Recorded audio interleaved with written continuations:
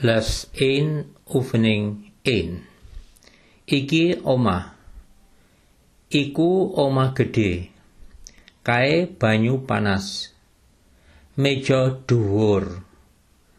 Lading landhep. Banyu iki adem. Lemari iki murah. Kursi iku larang. Aku tuku lading.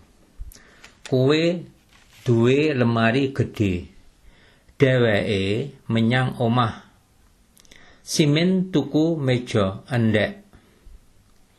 Lading cilik iku murah. Banyu iki adem. Banyu kae panas. Aku duwe meja cilik. Les 1 oefening 2. Punika toya. Toya punika asrep. Kursi ageng. Griya alit punika. Lemantun punika awis. Punika lading landhep. Lading landhep punika. Wit ageng punika. Kula tumbas meja landhep. Sampeyan gadah griya ageng.